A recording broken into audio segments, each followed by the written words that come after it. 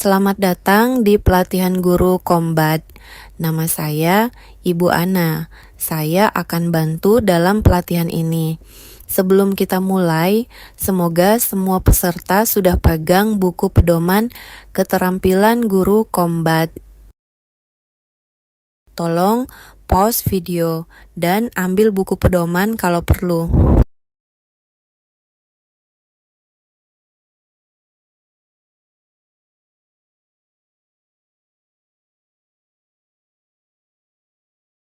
Di pengantar buku pedoman pada halaman 1, kita melihat 3 macam keterampilan yang dibutuhkan oleh guru dalam pembelajaran Kombat.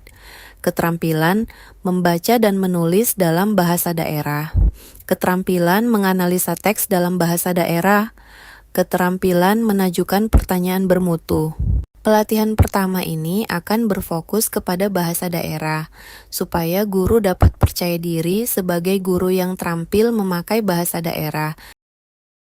Pemakaian bahasa daerah bukan hanya berbicara dan menyimak, atau mendengarkan dan pemahaman. Guru Kombat juga perlu membaca dan menulis dalam bahasa daerah. Banyak guru sudah kuat berbicara dan menyimak, tetapi membaca dan menulis sering perlu dilatih. Guru yang mengajar materi Kombat perlu mampu membaca dan menulis dalam bahasa daerah, supaya keterampilan itu dapat diteruskan kepada peserta didik. Tolong pause video di sini dan diskusi. Keterampilan mana yang sudah dirasa gampang, mana yang masih hal baru.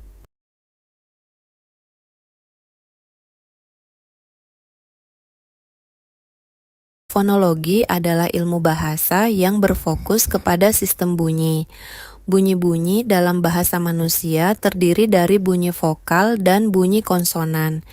Bunyi vokal keluar dari mulut terbuka tanpa hambatan pada saluran suara, dengan lidah di posisi beda-beda. Bunyi konsonan keluar dengan hambatan di bibir, lidah, gigi, atau bagian lain di mulut. Vokal juga disebut huruf hidup dan konsonan huruf mati. Berhenti di sini dan sebut beberapa vokal dari bahasa daerah.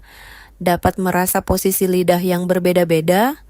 Lalu sebut beberapa konsonan dengan perhatikan bagian di mulut yang buat halangan udara. Setiap bahasa mempunyai sistem bunyi sendiri. Jangan langsung anggap sistem bunyi bahasa daerah sama dengan bahasa Indonesia. Tolong perhatikan bunyi-bunyi dalam bahasa daerah masing-masing.